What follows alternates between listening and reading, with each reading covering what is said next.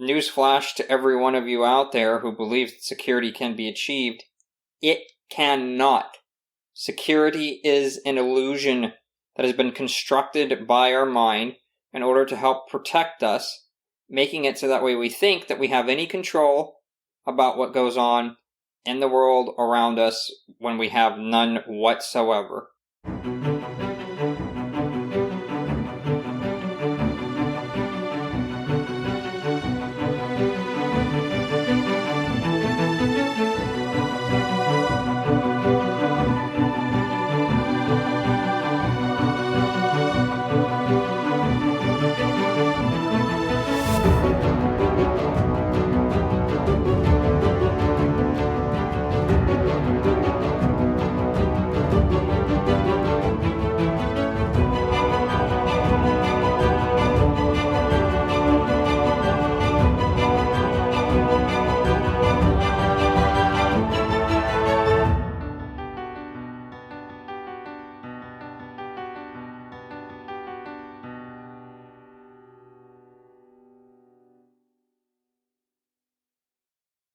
Hello, and welcome back to the Forbidden Knowledge Podcast.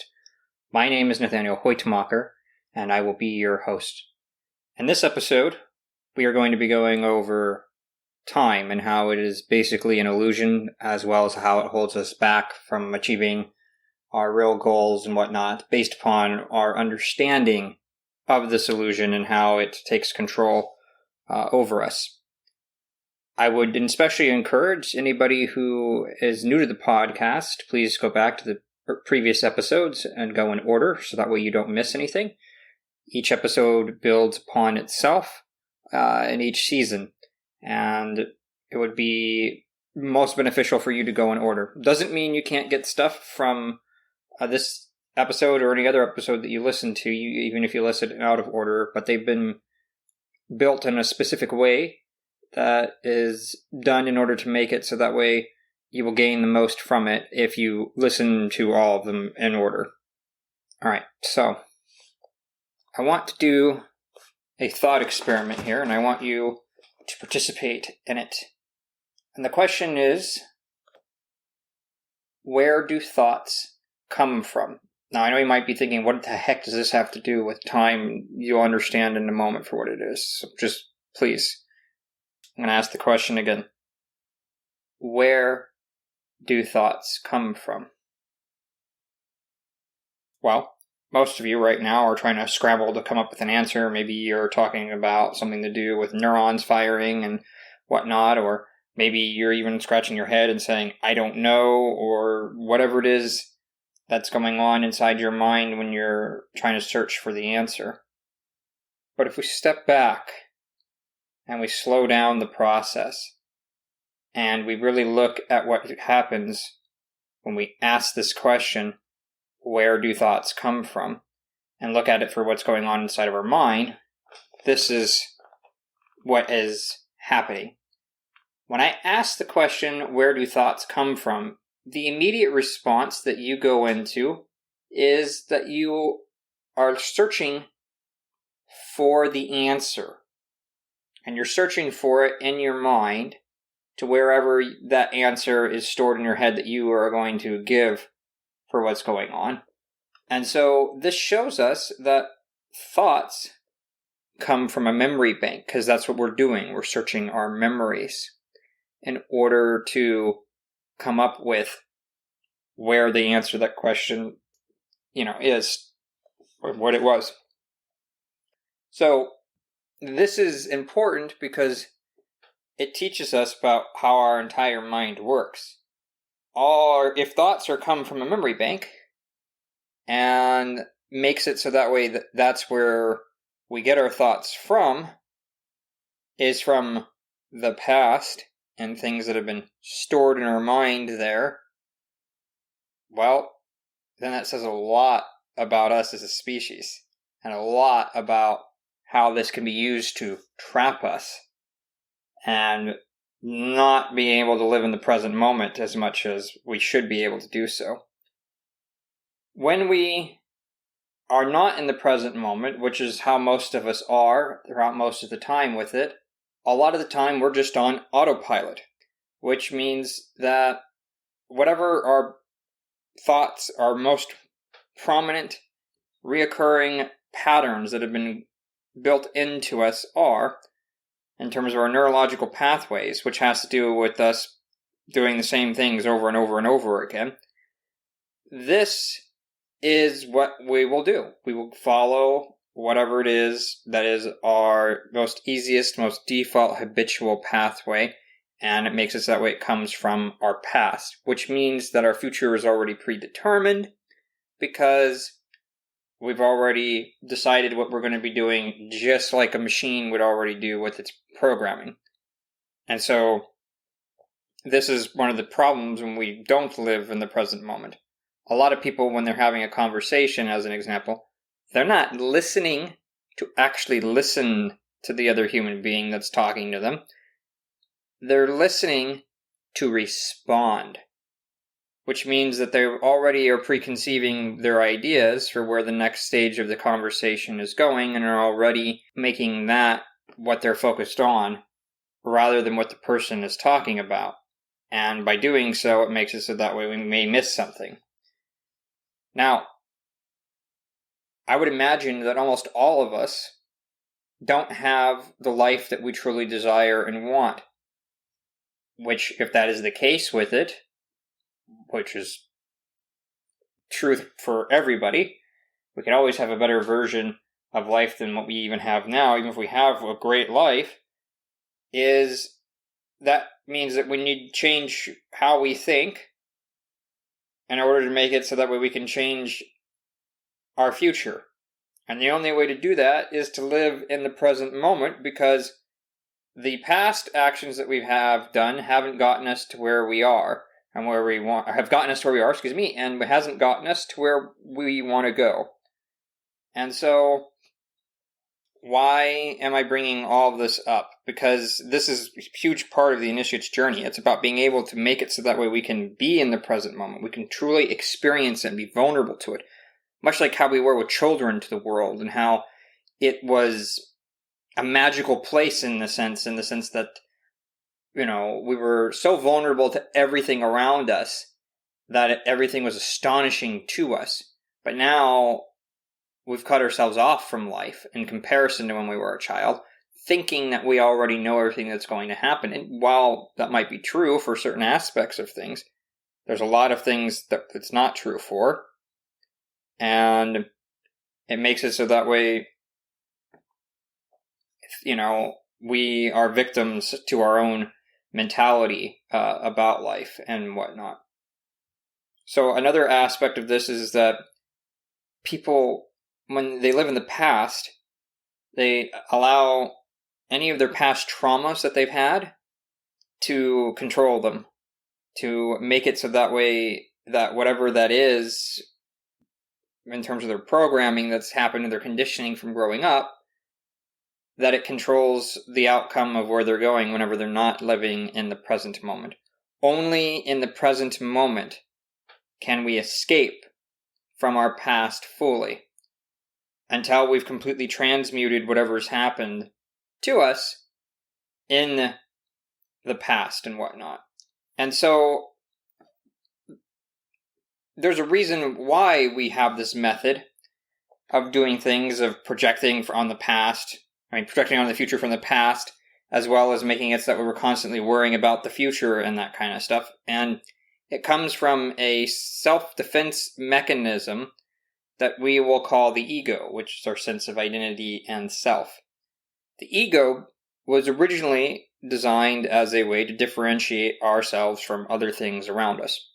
If we didn't realize that our body was our body and didn't belong to somebody else or to something else, then that falling branch that is coming down from the tree and whatnot could kill us, or we could fall off a cliff, or we could get too close to some sort of wild animal, like a bear that might want to do us harm, or something along those lines with it.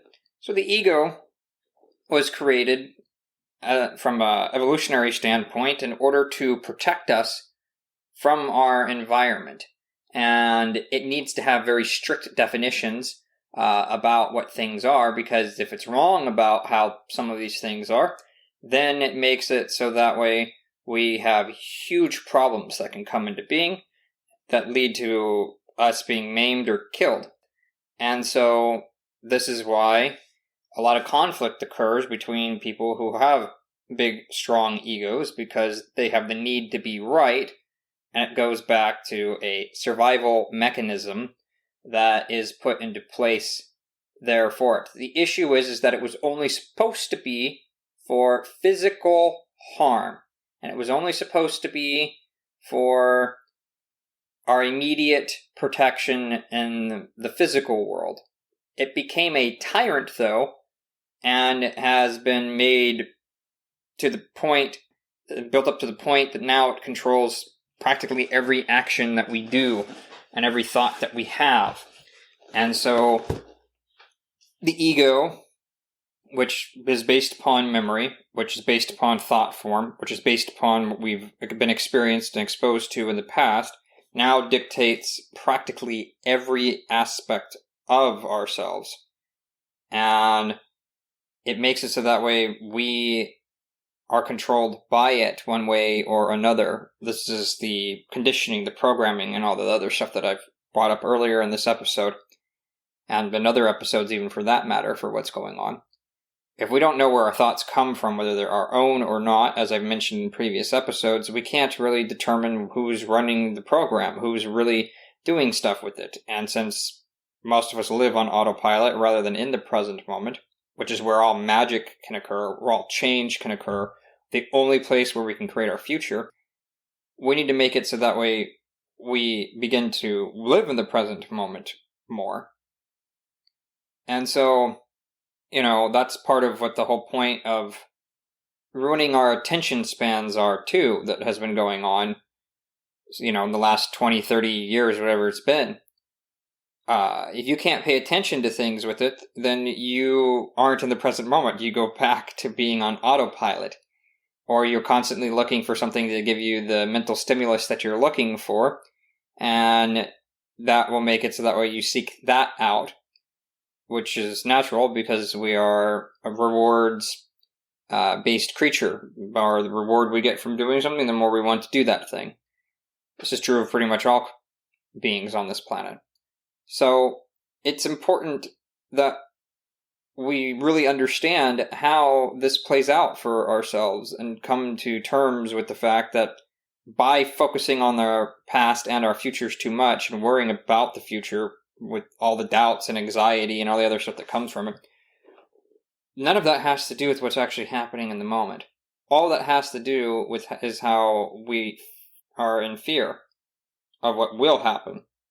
And so this is something else that needs to be touched upon, is that in the last episode I was talking about a litmus test about how to know whether something is being done in a way that's supposed to help you or something that's being done in a way that only hurts you. And the litmus test was basically whether it's coming from a place of love or a place of fear.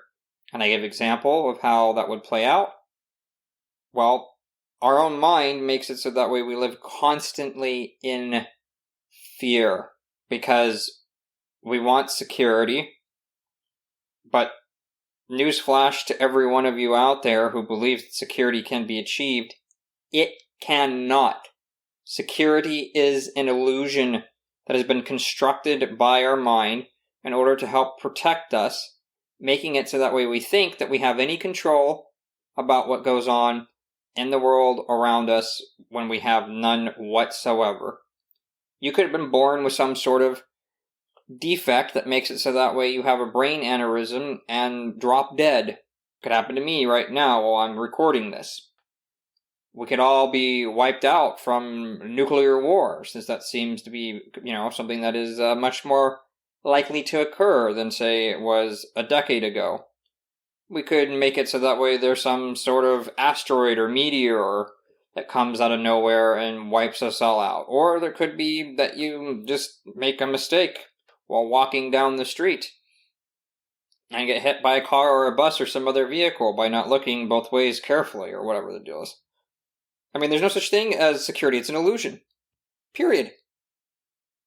The moment we let go of this notion that we have any say in what happens to external things around us, that's the moment that we can actually begin to get peace of mind back and make it so we're not living in this fear as much and not living from a place of wanting to control everything with it, which is where the ego comes in, which is where our autopilot comes in, and all these other things that happen that aren't helping us in any way, shape, or form.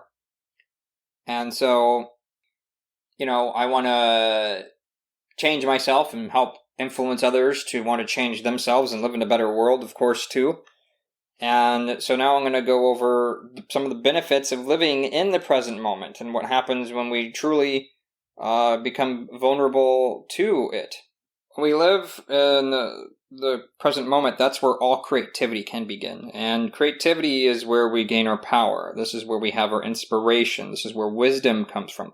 When you have a new thought that you've never had before, or an insight about a situation that's being presented to you, and whatnot, that's where that comes from. It's where you have broken free from your programming and your limited mind and are pulling from much deeper well of resources that are there that make it so that way you can do better for things with it. We need to understand that this inner creativity guides us, along a path. This is what's made every aspect of our lives better. Some of us, unfortunately, need to hit rock bottom before we really engage that creative spirit of ours and whatnot. It gives us courage and inspiration and insight. And it makes it so that way it opens doorways where there weren't any before and removes roadblocks to things that we had done with it. If we really want to change our future, we cannot use the past to do so, because that is only a recreation of something that's already existed before. You need something new in order to change your future, which means you have to take a new thought. Take new action, which means you have to have new thoughts. And the only way that can occur is when you live in the present moment, to where you are able to let go of preconceived notions about what is possible and what is not possible. Because, if you think you can do it, then you will be able to change your world. And if you think that you can't, then you won't. Either way, you're right, which is what the ego wants. It wants to be correct. It wants to make it so that way its definition of its sense of self, aka how it perceives you and how you perceive yourself, is the most important thing to it from a survival standpoint. Now, of course, our creative spirit, which only comes about when we're in the present moment, it'll probably require you to dance with chaos. It'll make it so you have to teach yourself how to laugh as you fumble around with your steps. Creativity loves audacity. And, it makes it so that way those who fail are actually making progress, which is the exact same opposite of what we've been taught. In order to succeed, you need to be successful. Well, in order to succeed, you need to fail many times for what's going on. So there's that side of it too. In order to reach creativity, though, we need to have acceptance, which makes it so we have to accept what's happening in the present moment. We have to accept our life situation as it is. We have to not delude ourselves into thinking that things are different. And so this is why we have to go in order of the steps in the initiate's journey, which is you have to believe in a higher power. This was to make it so that way we can actually know what we can change and what we can't change in this world. Because if we think that we're the sole arbiters of truth, that's going to give us lots of problems for what's going on. And it also makes it so that way we can determine for ourselves what the best course of action is. Number 2 is we have to be honest. Being honest makes it so that way we can truly go in the right direction. If we're dishonest with ourselves and we start lying to ourselves, then we have a bunch of problems, which of course is step number 3, is to stop dreaming. Stop having cognitive dissonance to where you have issues that make it so that way you have false assumptions and beliefs about the world, that make it so that way you keep going through the same cycles over and over again. Then you need to make it so that way you are able to know how to think instead of what to think. So that way you can have critical thinking skills that allow you to go after your true goals in life and whatnot. But the most important step out of all of this is the one we're talking about now, which is the present moment. Because if we are stuck in the past or are clinging on to the future, things can go haywire very quickly. By holding on to your resentment and your anger, you are literally perpetuating unhappiness, poverty, sickness, limitation, and a lack mentality in your own life. Do you really think that any of this stuff will help you get rich or live a serene life or have a life that is successful to yourself and whatnot, that's full of love and the things that we all claim that we want? Of course not. So we have to find a way to transmute this stuff. We have to find a way in order to make that happen. The more we live in the present moment, the less that's going to have an impact on our life. It's the same thing with doubt and worry and fear and anxiety. It's all about us projecting onto the future, which has to do with our thoughts of the past. How many of these things that you've worried about or had anxiety about or have feared that would happen in the future have come true? For the vast majority of us, it's going to be most of it hasn't actually happened.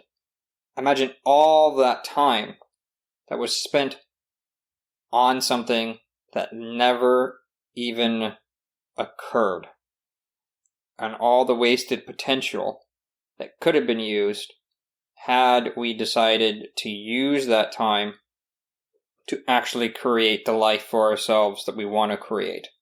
Alright, this is why it's so important to live in the present moment. It's the only thing that actually exists anyway. Past is gone. It is gone. We can't change it. There's nothing we can do about it. It is simply that which is. In other words, it's just a fact of our life, the truth, a story that we tell ourselves and whatnot. And if the story that we're telling ourselves is something very different from what we want to be living, well, we're going to get more of that same crappy story instead of living the one that we want to. We need to really just decide that we're worth it, that we're worth the effort, that it's important for us to change, and to use the present moment as a way of transmuting our past. Now, another principle I want you to really think about here and is the following. There is nothing that stands still. It either takes me towards where I want to go or away from where I want to go. If it isn't helping me, it's hurting me. I want that to sink in. Once you really understand this principle, once you truly understand this dynamic that I'm laying out here for you, you will start taking actions in your own life that benefit you and make it so that way you can start doing things better. Sometimes it's as simple as we're stuck, we feel stuck, and we don't know how to get out.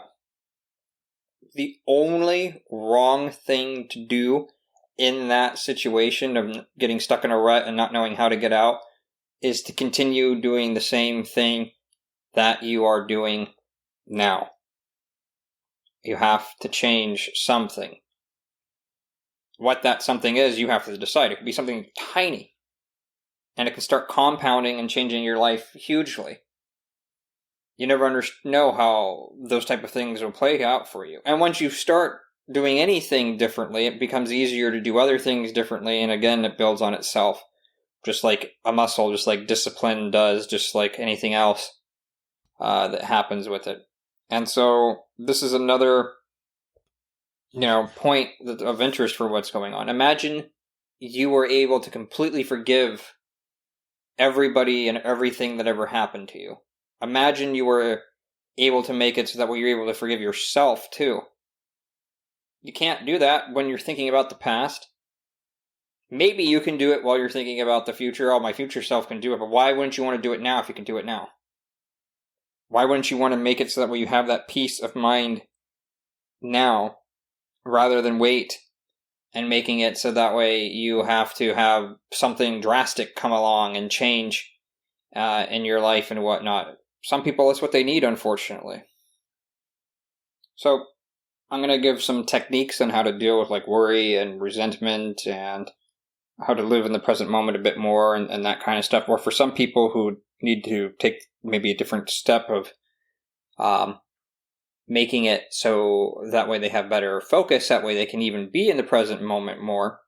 In general, I'll go over some of that stuff too here. So very briefly, one question I ask myself all the time is, am I being present? By doing so, by asking that question, I'm putting myself back into present state of being, because that is what that question does in and of itself and helps me to recenter. For those of you that are focusing on like worry and how to deal with that and that kind of stuff with it, I asked myself the question, what problem do I have right now? And what do I have to worry about right now? Okay? So, either I'm dealing with that problem, right? Because I'm doing the best I can and actually going actively after fixing the problem, etc., which means there's not much for me to worry about because I'm taking care of the problem.